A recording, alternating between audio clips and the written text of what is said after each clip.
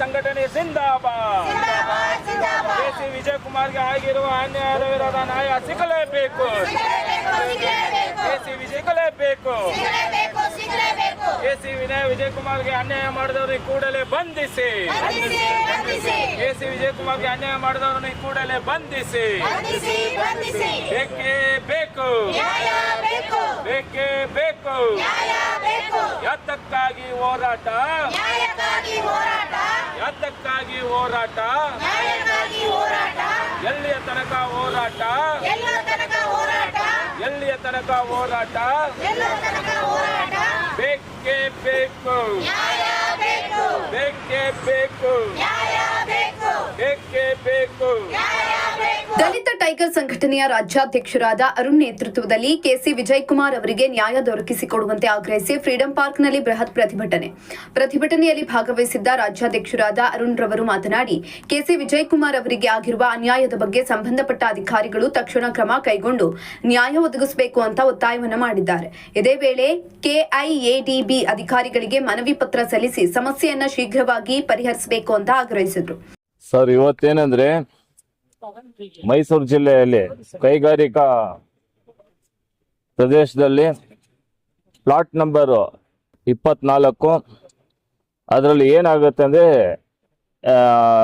White snow ಅಂತ ಹೇಳಿ ಒಂದು ಕಂಪನಿಗೆ ಅದು KDBಯಿಂದ ಅಲರ್ಟ್ ಆಗಿರುತ್ತೆ. ಆ ಕಂಪನಿ ತುಂಬ ತೀರಾ ನಷ್ಟದಲ್ಲಿ ನಡೀತಾ ಇರೋದ್ರಿಂದ ಬಂದು ಇವ್ರು ಏನು ಮಾಡ್ತಾರೆ, ವಿಜಯ್ ಕುಮಾರ್ ಅನ್ನೋರ ನಮ್ಮವ್ರ ಹತ್ರ ಬಂದು ನಮ್ದು ಫ್ಲಾಟ್ ಇದೆ, ಇದನ್ನು ನೀವು ಕೊಂಡ್ಕೊಳ್ಳಿ, ನಮ್ಮ ಕಂಪನಿಗೆ ಸಹಾಯ ಆಗುತ್ತೆ, ತುಂಬಾ ತೀರಾ ಬಡ ಜನರಲ್ಲಿ ಕೆಲಸ ಮಾಡ್ತಾ ಇರೋದಂತೆಲ್ಲ ಹೇಳಿ ಇದು ಮಾಡ್ತಾರೆ. ಸರಿ ಆಯ್ತಂತ ಹೇಳಿ ಇವರು ಎಲ್ಲ ನೋಡಿ ಆದ್ಮೇಲೆ ಆ ಫ್ಲಾಟ್ನ ಬಂದು ಕೊಂಡ್ಕೊಂಡು ಮುಂದಾಗ್ತಾರೆ. ಒಟ್ಟು 5.25 ಕೋಟಿ ಮಾತಾಡ್ತಾರೆ, 5,20,00,000 ತನಕ ಕೊಟ್ಬಿಟ್ಟಿರ್ತಾರೆ. ಇದು ಘಟನೆ ಬಂದು ವ್ಯವಹಾರಗಳೆಲ್ಲ ನಡೆದಿರೋದು ಬೆಂಗಳೂರಲ್ಲಿ, ಜಾಗ ಇರೋದು ಮೈಸೂರಲ್ಲಿ. ಆಮೇಲೆ ಏನಾಗುತ್ತೆ, ಇವ್ರು ಏನ್ ಮಾಡ್ತಾರೆ ಅಂದ್ರೆ 10 ವರ್ಷ ತಳ್ಕೊಂಡ್ ಬರ್ತಾರೆ. KDBಯಿಂದ ನಮ್ಗೆ ಬಂದು NOC ಬರ್ಲಿ, KDBಯಿಂದ ನಮ್ಗೆ ರಿಜಿಸ್ಟರ್ ಆಗ್ಲಿ, ನಾವು ನಿಮ್ಗೆ ರಿಜಿಸ್ಟರ್ ಮಾಡ್ಕೊಡ್ತೀವಿ ಅಂತ ಹೇಳಿ ಈ ತರ ಸುಳ್ಳುಗಳು ಹೇಳ್ಕೊಂಡು ಬರ್ತಾನೆ ಇರ್ತಾರೆ. ಆದ್ರೆ ಇತ್ತೀಚೆಗೆ ಏನಾಗುತ್ತೆ ಅಂದ್ರೆ ಒಂದು 6 ತಿಂಗಳ ಮುಂಚೆ ಬಂದು ಬೇರೆ ಒಬ್ಬರಿಗೆ ಮಾರಾಟ ಮಾಡ್ತಾರೆ ಇವರು. ಏನಂತ ಹೇಳಿ ಇವರು ಏನ್ ಬಂದು ದಾಖಲೆಗಳು ಫುಲ್ಲು ಒರಿಜಿನಲ್ ಸಂಬಂಧಪಟ್ಟ ಜಾಗಕ್ಕೆ ಸಂಬಂಧಪಟ್ಟ ಎಲ್ಲಾ ದಾಖಲೆಗಳು ವಿಜಯ್ ಕುಮಾರ್ ಹತ್ರ ಇದೆ. ಕೊಟ್ಟು ಅವ್ರ ಅಗ್ರಿಮೆಂಟ್ ಎಲ್ಲ ಮಾಡಿ ಆದ್ಮೇಲೆ ಇವ್ರು ಏನ್ ಮಾಡ್ತಾರೆ, ದಾಖಲೆ ಕಳೆದೋಗಿದೆ ಅಂತ ಹೇಳಿ ಒಂದು ಕಂಪ್ಲೇಂಟ್ ರಿಜಿಸ್ಟರ್ ಮಾಡಿ ಒಂದು ನಕಲಿ ಇದು ಸರ್ಟಿಫಿಕೇಟ್ ಕಾಪಿ ತಗೊಂತಾರೆ. ತಕೊಂಡು ಅದ್ರ ಮೇಲೆ ಬಂದು ಇನ್ನೊಬ್ಬರಿಗೆ ಮಾರಾಟ ಮಾಡ್ತಾರೆ. ಅದರಿಂದ ಬಂದು ಇವತ್ತು ನಾವು KDBಗೂ ಹಾಗೂ ಸಂಬಂಧಪಟ್ಟ ಇದರಲ್ಲಿ ಯಾರ್ಯಾರು ಮೋಸಗಾರರಿದ್ದಾರೋ ಅವ್ರಿಗೆಲ್ಲ ನಾವು ಎಚ್ಚರಿಕೆ ಕೊಡ್ತಾ ಇದೀವಿ. KDBಗೆ ಏನಂತ ಹೇಳ್ತಾ ಇದೀವಿ, ಅದು ಜಾಗಕ್ಕೆ ಸಂಬಂಧಪಟ್ಟಂಗೆ ಏನೇ ಒಂದು ಕೆಲಸ ಇದ್ರೋ ಅದನ್ನ ತಾತ್ಕಾಲಿಕವಾಗಿ ತಡೆ ಹಿಡಿಬೇಕಂತ ಹೇಳಿ ನಾವು KDBಗೆ ಒತ್ತಾಯ ಮಾಡ್ತಾ ಇದ್ದೀವಿ.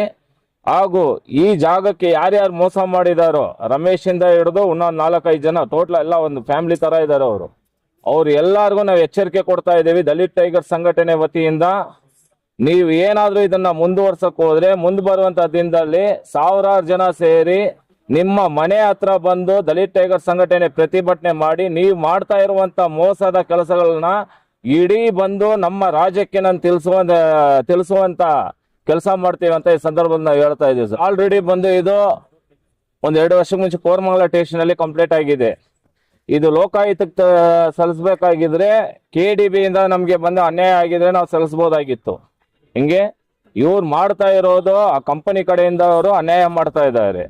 ಆ ಅನ್ಯಾಯದ ವಿರುದ್ಧ ಇವತ್ತು ನಾವು ಹೋರಾಟ ಮಾಡ್ತಾ ಇದ್ದೀವಿ. ಯಾಕಂದ್ರೆ ಏನ್ ಸರ್ ಇದು ಸಂಬಂಧ? ಯಾರಿಗೆ? ಅವ್ರು ವಿಜಯ್ ಕುಮಾರ್ಗೆ ನಿಮ್ಗೆ ಏನ್ ಸಂಬಂಧ?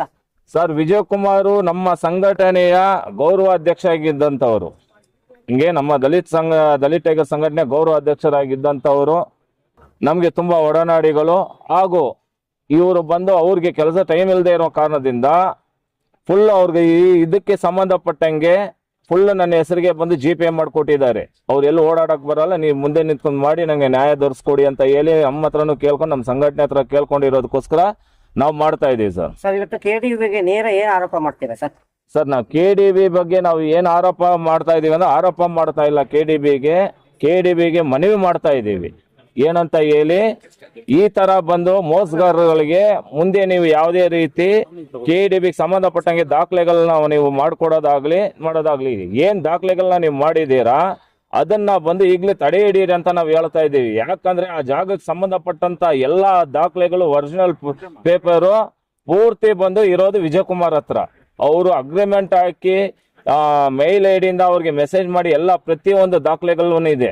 ಈಗ ನಾವು KDB ಕೊಡುವಂತ ಮನವಿ ಪತ್ರದಲ್ಲಿ ಅದು ನಾವು ಸೇರಿಸ್ತಾ ಇದ್ದೀವಿ. ಹಾಗೂ ಮುಂದೆ ಬರುವಂತ ದಿನದಲ್ಲಿ ಇವ್ರು ಏನಾದ್ರು ಎಚ್ಚೆತ್ಕೊಂಡು ಇದಕ್ಕೆ ಏನಾದ್ರು ಕರೆಕ್ಟ್ ಆಗಿ ರೀತಿಯಲ್ಲಿ ಪರಿಹಾರ ನಡೆದಿಲ್ಲ ಅಂದ್ರೆ ಮುಂದೆ ಬರುವಂತ ದಿನದಲ್ಲಿ ನಮ್ಮ ಪೊಲೀಸ್ ಕಮಿಷನರ್ ಸಾಹೇಬರ್ ಗಮನಕ್ಕೆ ತಂದು ಯಾವ ರೀತಿ ಈ ಕೆಲಸಗಳನ್ನ ಮಾಡಿದ್ರೆ ಇವ್ರ ಮೇಲೆ FIR ಮಾಡಿ ಇವ್ರನ್ನ ಜೈಲಿಗೆ ಕಳಿಸಿ ಅಂತ ಹೇಳ್ತೀವಿ. ಕಾರಣ ಏನಂದ್ರೆ ಇದೇ ಮುಂಚೆ ಏನ್ ಹೇಳ್ತಾ ಇದ್ರು, ಕೋರಮಂಗಲ ಟೆಸ್ಟ್ ಕಂಪ್ನಿ ಇದು ಸಿವಿಲ್ ಮ್ಯಾಟರ್ ಅಂತ ಹೇಳ್ತಾ ಇದ್ರು. ಯಾವಾಗ ಬಂದು ಇವರು ದಾಖಲೆಗಳು ನಮ್ಮ ಹತ್ರ ಕೊಟ್ಬಿಟ್ಟು ಎಲ್ಲ ದುಡ್ಡುಗಳನ್ನ ಈಸ್ಕೊಂಡು ದಾಖಲೆ ಕಳೆದೋಗಿದೆ ಅಂತ ಹೇಳಿ ಒಂದು ಪೊಲೀಸ್ ಕಂಪ್ಲೇಂಟ್ ಕೊಟ್ಟು ಆ ಕಂಪ್ಲೇಂಟ್ ಮೇಲೆ ಬಂದು ಇವರು ಏನ್ ಮಾಡ್ತಾರೆ, ಸರ್ಟಿಫಿಕೇಟ್ ಕಾಪಿ ತಕೊಂತಾರೆ. ಅದು ಬಂದು ಏನಂದ್ರೆ ಅದು ಕ್ರಿಮಿನಲ್ ಆಕ್ಟ್ ಆಗುತ್ತೆ. ಯಾಕೆ ಕ್ರಿಮಿನಲ್ ಆಕ್ಟ್ ಆಗುತ್ತೆ ಅಂದ್ರೆ ಇಡೀ ಬಂದು ಇಲಾಖೆಯನ್ನು ದಿಕ್ ತಪ್ಪಿಸ್ತಾರೆ. ಹಾಗೂ ಇವ್ರು ಮೋಸ ಮಾಡೋದಕ್ಕೆ ಮೋಸ ಮಾಡಿರೋದು ಕಣ್ಮುಂದೆನೆ ಕಾಣುತ್ತೆ.